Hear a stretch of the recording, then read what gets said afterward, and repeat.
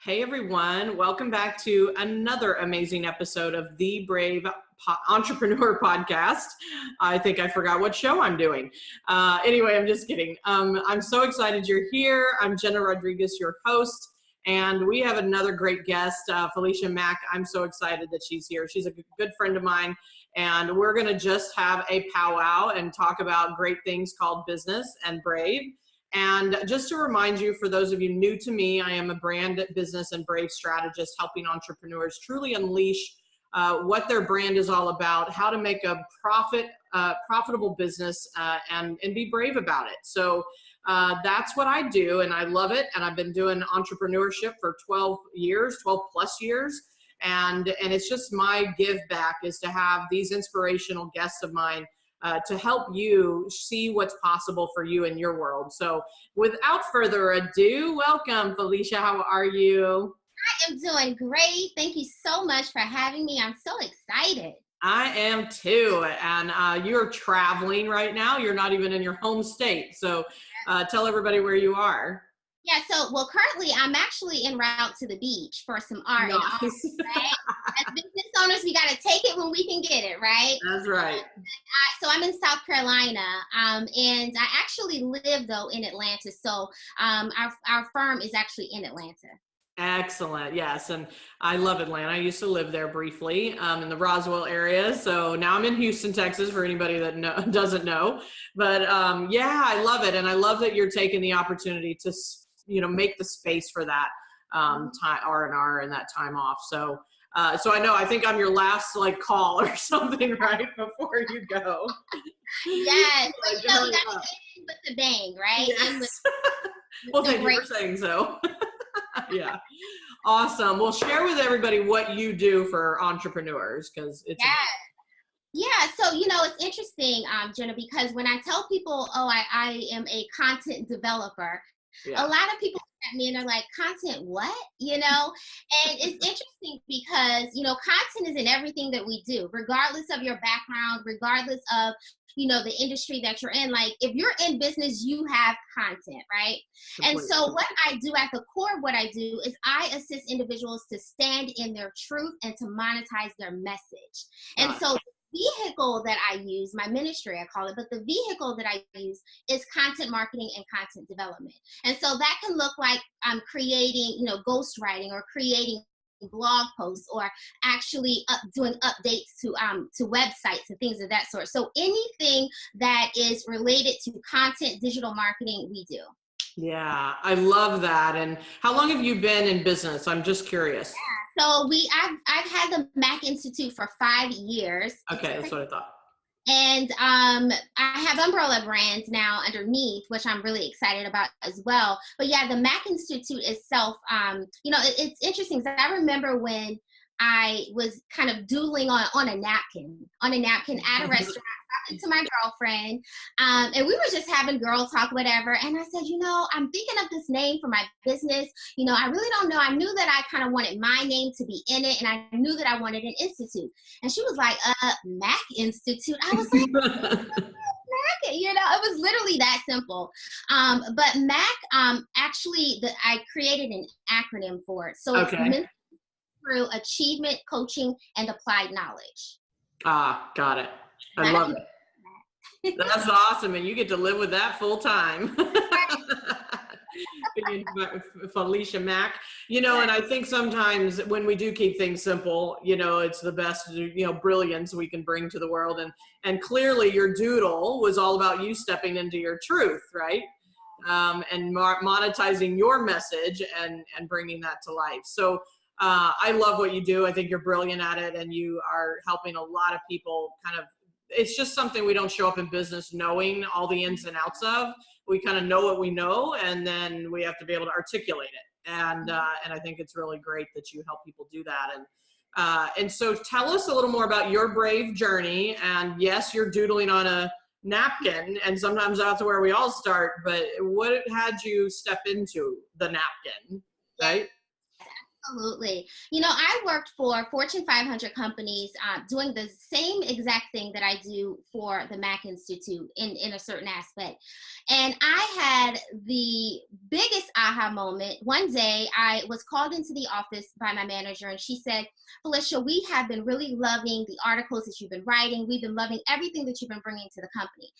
And let me backtrack because I want to preface this by saying that my journey leading up to me actually working in a Fortune 500, I was the first person to graduate with a degree in my family. I by no means came from a silver spoon or anything, right? So I worked 2 jobs, you know, going into college and things of that nature, right? But for the point of this is that, you know, so she called me in the room and she said, you know, wow, we've really been just loving what you've been doing, the articles that you've been writing, the literature reviews and all of that. And she said, and I want you to know that we are going to use this to kind of launch really a multi-million-dollar product at the time. And I look like, now I know that in 2 weeks, my check is going to be the same, okay? I know that I'm not getting a percentage of that 2 million that all of my research went into developing, right? Yeah. For me, it was the biggest moment because I said, wow, what if I you know, put on my brave hat and I did for myself? Like, what would that look like? And the idea of it, I was so afraid because, you know, I'm just going to keep it real. When you are accustomed to having that paycheck every 2 weeks, yep.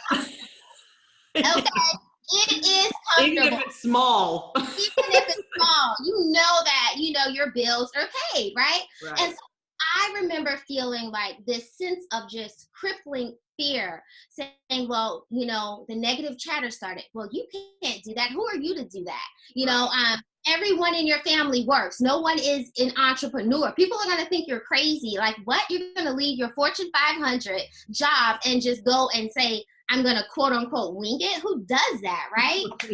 And so I went through this period of battling with myself, you know, and I went through a period, to be honest, of really just being depressed, like literally getting up in the morning and saying, how am I going to make this? I had an hour drive.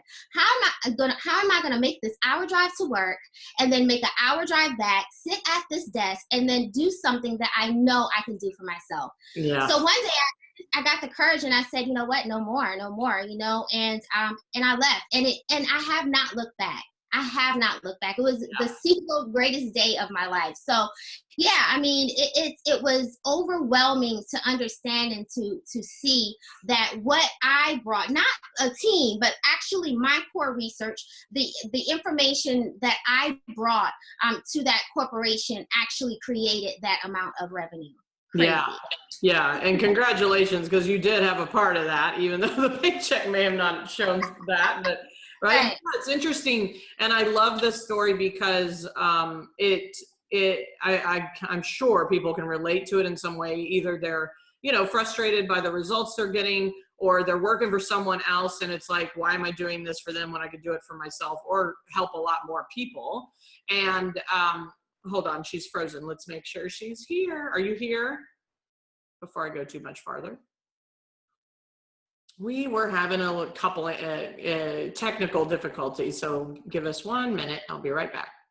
All right, we're back. Sorry about that. We had a little technical difficulties. That's what happens when you go to the beach. Exactly. I love living at the beach, right? So I do it in the summer. But anyway, so what we were talking about, you were sharing your story, and I was just wanting to kind of anchor, you know, some of the points you were making about, you know, when you left your corporate job and just being able to see it for yourself versus continuing to do it for someone else. And it takes brave to be like, oh, wow, I can do this. So I'm curious, when did the doodle happen? Like like give us more of the time frame and all that. Yeah, absolutely. So that actually happened, I would say 3.5 months after I left, right? After. And was very impromptu, just having casual brunch with one of my best friends since like grade school. And she was at the time telling me about she wanted to do a blog, and we're just talking.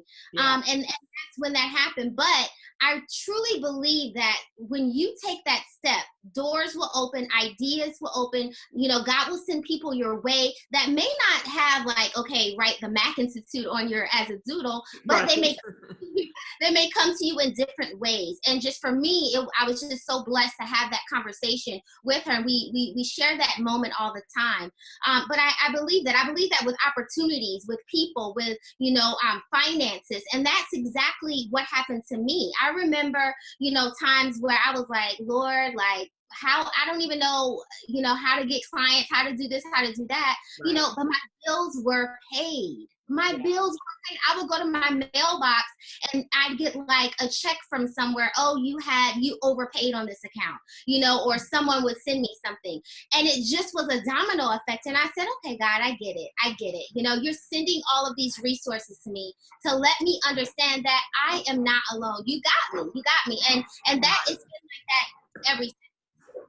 And I love that, because I believe brave is a sense of faith, and it's a sense of, not always having it all figured out and all planned out and every T is crossed and all of that, or I's dotted, but you trusted that the gut answer was, you need to do this for yourself. That was the first decision. And I always say brave is decision, commitment, and then action, right? So you made the decision and then you had to commit to it, called walk in and give your notice.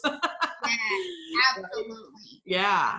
That's when the work started. That's when, for me, I served. A lot of people say, well, how did you build your business so quickly? Well, it was because a lot of people don't know this. The first year of my business, I did not make a dime. I didn't make a dime. I served. My relationships are truly what actually kept me afloat the first year of my business. But it's also the year that I learned the most, because every conference I was at, whether it was someone I was coaching with, working with, or whatever, I would say, listen, I will come and set up for you. I will do your sales table. I will create forms, whatever it is that you need. And that's how I learned how to do conferences, Yeah. With speaking and everything. So it's like I served my way, and I didn't ask for anything. I just said, listen, how can I be of service to you? And that's one of the biggest things I'll just say is that, if you are just launching, or even if you are a seasoned entrepreneur, we cannot forget about serving our fellow brothers and sisters. It is so important. It is. And I think, and I always talk about how selling is it's not selling, it's serving. And so there's different forms of that, and you probably, you can tell me if you agree or not, but it's like a business is a business when it's profitable and it's sustainable, for that matter. Yet in the spirit of it, you still want to be of service. And so, yeah, you did whatever you had to do to clearly get things, the boat rowing, right? Moving down the right aisle. But it takes that initiative and that faith that everything's going to work out, because you're in the right zone, right? You're going down the right road. So I just think it's really powerful that you shared that. And I think the more we serve and the more relationship we build, the better. And the more it'll come back to us. So talk to us a little bit. Okay, after year one, right? What was that kind of shift for you that started turning the business around? I really understood, and I took the time to do the research to focus on what my ideal client actually needed. Like before, I was just putting things out because I liked it. This is cool, I'll try this. But not tapping into my market and seeing what does my client need, right? From a content perspective.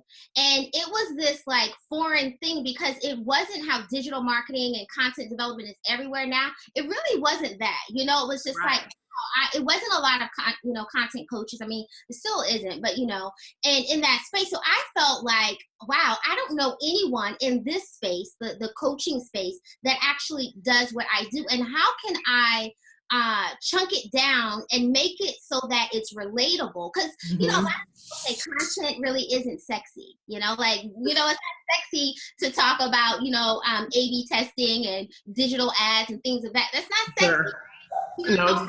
It's scary. Right?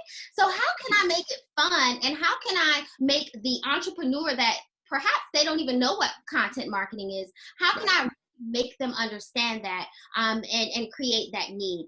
And through a lot of research, tests, I was able to do that. And for me, it was about really connecting with my audience. And I did that primarily through video marketing. Mm-hmm. YouTube, Facebook, Instagram video wasn't, out, at that time. So really utilizing and leveraging those platforms have made a huge difference.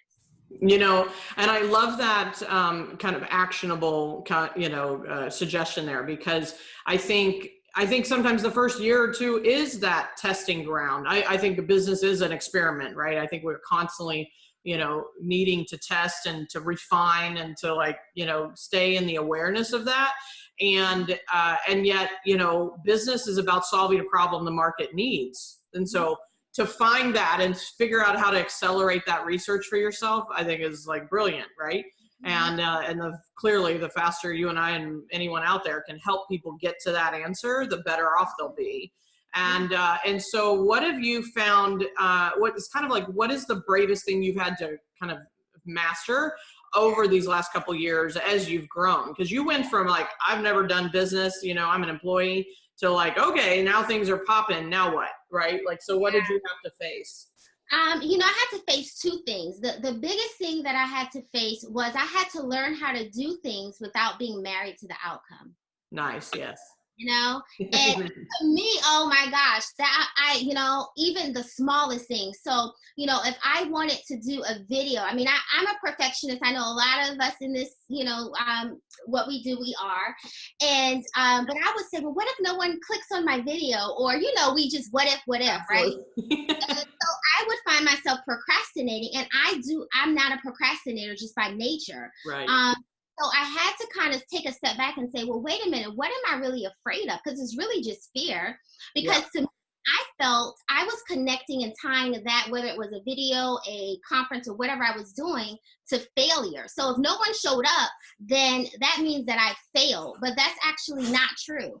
Because the reality is, me doing it and actually creating the action, it breeds momentum. And that is the win within itself. It's not everything else that's tied to it, right? Right. So that was the first thing. And then the second thing is I had to learn how important having a foundation in your business is. My business went from 0 to 100. It's all cool, fine, and dandy when you're serving a couple of people here and there, you're kind of diddling and dabbling. Right. Start getting multiple people, you have to have structure and systems and legit contracts, all this stuff, right? So right. I have to kind of say, okay, wait a minute. Not a napkin. No contracts on napkin. That's the doodle. Can't have that anymore. So I was like, okay, I have to take a step back, and as quickly as I'm attracting individuals, I have to make sure that I'm showing up in excellence and I'm able to deliver in the same way. And so really, I think those two things were the biggest things, especially when you talk about kind of just growing really, really fast. Because if not, that's the difference between having a sustainable business and just kind of having something that you get a few sales and you go do something else or whatever. You got to make sure the foundation of your business is tight. Yeah, I love that you've brought that up, because I think, and it's a lesson to be learned, especially when you come from a Fortune 500 company, or I came from corporate America as well, and I didn't have to build the foundation. They already had the foundation built. I just stepped in the house, right? And so when you got to build your own house, and we aren't building the foundations, I think that what, people kind of miss the mark on that, or just, they're premature to and look, and it's just do what you're doing. But when you can hire someone or get the support around people that know a little bit about how to make it better, jump in, because I too have fallen down, and it's these foundations are so important, and systems and legit. I love you said legit contract. I'm yeah, we got to get legit, people. Right? Stop being unreal.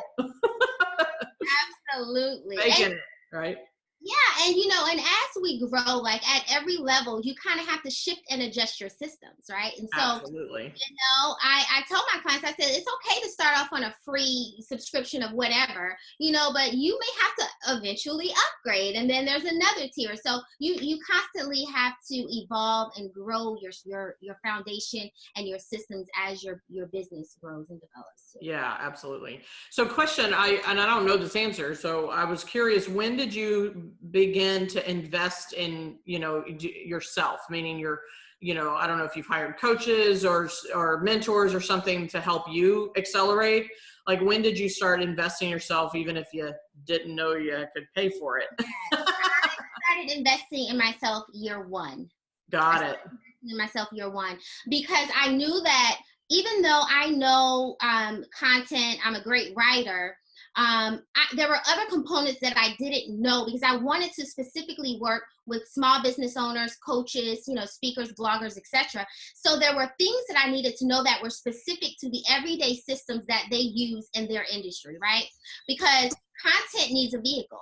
Whether it is a website, a landing page, like it needs a vehicle. So I had to understand how to, on the back end, create things, because I never wanted to be the entrepreneur that I always had to outsource and rely on individuals. So I learned every single system myself, and I actually enjoy it. I think it's relaxing. She's like, are you crazy? You're like, and you are the only one. Okay, great. So, I'm a little weird like you too, I like some of it too. But, right. I know you do. Yeah, exactly. Yeah, and that is, kind of what I had to do. But I started year one, and remember, year one, I wasn't making money. Okay. Correct. I didn't have money coming in. I was just trying to, figure things out. But I'll tell you, it was the greatest investment that I've ever made. And since then, I've invested in coaches and things. But even more than that, I have spent the time myself researching, and really studying my craft. And I believe that, individuals can, work with you, but you're going to give them, I know you have a lot of tools and resources, but you give great resources and tools on top of the training that you give as well. And I think that's important. As well. Yeah, I think you're right. I think it's, it's funny because this iteration of my business, I'm going into my, going into the 6th year, right? So that's 5 years as well. And then, because I had departnered from my husband and the business that we were running, previously, still married, it's all good. However, it shifted, right? Everything I flipped everything on its head. And so I think it's important what you just said. It's like finding, like I'm a knowledge seeker, so that's why I don't mind learning the systems and figuring them all out. And it also allows you to manage those that do it for you, right? So there's some sense, and I'm not advocating that you have to know everything there is to know and never outsource it until you do, because that would slow you down, first of all. Yeah. But it's like, it's okay to understand it, or at least understand why something works. I think the why is what's important, about systems, or about where it comes from, or making sense of it, the logic, so that even if someone else is handling it, you're the leader, you're the visionary of it, and driving the horse. But and I think you just made such a great point about, number one, investing in year one, regardless, just figure it out, like figure out how you can invest so you can accelerate, right? And not stay in the no income zone forever. I want to be in that zone. Yes, let's get out of the no income zone. And it takes brave, I'm very clear, to say yes to even that, because you're like, you can talk yourself right out of that, right? Absolutely. And, yeah, so congratulations on that. And I just think you have created such a, it's an inspiration for people to be able to see, well, I'm making this happen for other companies. And if I really have the desire to do something and see the potential, I think what you saw was the potential, and you just had to step into your own potential at that point. Because some people might look at that and go, okay, sure, I'll get a handshake because I just helped you make $2 million in your launch, and just keep working. And if that's okay with you, be okay with that. Some people are just okay with that. I personally am not one of those because I was seeing the same thing happen. You know, it's like, I'm pretty much, I am unemployable at this point. Like, I'd have to be the VP of a company, of someone else's company in order to like even touch the income level, right? So it's just, you know, there's nothing wrong or right about it. It's just like, wow, what are you stepping up to? What can you create for yourself so that you can have an unlimited ceiling? There's no ceiling when you're an entrepreneur. It's the only one you make, right? So the freedom that comes with it. You know, let's take away the money, let's take away all this stuff, the impact, the influence, the freedom that you get. I mean, it's just, I have no words for it. It's absolutely amazing. And I think that when you, regardless of what industry you're in, when you make that decision to step out, or even if you're in a space right now and you're transitioning, you know, it's nothing like the freedom of saying, okay, I know in 6 months, that's my date that I'm going to leave my job. You know, it's like, oh my gosh, you know, and so just having that opens you up to different experiences and opens you up to being able to nurture different relationships that you probably wouldn't have been able to, because you wouldn't have had the time, you know. So that when you get in alignment with what it is that you want and you're being authentic and standing in your truth, everything else, the world, the universe will pull everything to you, everything to get it done. Agreed. And I 100% believe that. And I think that's what your story illustrates, is you made a decision and then you committed to the decision, right? As we talked about. And when you make those decisions, that's when the alignments show up, you know, the opportunities or the conversations or the new people that you need to support you. And until you make those decisions, it doesn't know where to send it. It's kind of like it has no address, right? And, you know, God's waiting. Like, give me the address, you know, and make a decision about what's next for you. So I love it. I love that you're doing what you're doing and continuing to rock it out. I just, I love watching you, and of course, having you on the show has been a huge blessing. So thanks for being here. And so, of course, we want people to connect with you. So please tell everybody how that is possible. Yeah, so you guys can connect with me on my website. There's a ton of resources at themackinstitute.com. And then you can also connect with me on Facebook at the Mack Institute. We are everywhere, Mack Institute. And all of my social media information is also on our website as well. Awesome. And I know you had something on your website that was maybe valuable for people to grab. Yeah, so what I want to gift you guys with is called the King of Editorial Calendars. And this is a calendar that will allow you to, I'm sure a lot of you are probably familiar with scheduling softwares, right? So it will allow you to actually type in content, and you can use it to schedule your blogs or schedule your social media, but it allows you to kind of compartmentalize and organize your content. And it is really, really amazing. So I'll have that information. You can go to themackinstitute.com and grab your copy. Awesome. King of calendars, right? I love it. You don't need anything else except the king. So this is great. Thank you so much for being here. And I have one more question. So if this was your last interview, if this was your last video, if this was your last chance to share a message with the world, this was it, what would you want the world to know? I would want you to know that you're worthy of everything that you think about at night. And what I mean by that is that thing that is in the pit of your soul, that thing that you've been praying about, you are worthy of that. And all you have to do is just put the first foot in front of the other and take a step. That's it. Everything else that you need will come your way. I promise you, your resources, your finances, your tools. And then once you do that, I'll just take it one step further and say, do it without being married to the outcome. Yeah, I love that, right? When we let go of the form or the how or the when or the outcome, miracles show up.